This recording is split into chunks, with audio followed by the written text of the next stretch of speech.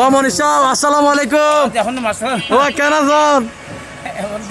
আমার ভিডিও চলতো মানে সালাম চলতো না। কেন আছেন? ভালো আছেন নি? আলহামদুলিল্লাহ আলহামদুলিল্লাহ। আজ তো ডিম হতে চলতো আজকে। 1000 টাকা তো অনেক কিছু কম হয়েছে। আল্লাহ কিছু হতো হম হতো আজকে হম হতো। এখন হ্যাঁ? সমস্যা না হাতে তেলে। হইলে সমস্যা দেয়? বেগুন আনলে কি হবে? কি সমস্যা দেয়? কোনো সমস্যা নাই জনগণ ক্ষেত্রে হইতে পারবে তুই।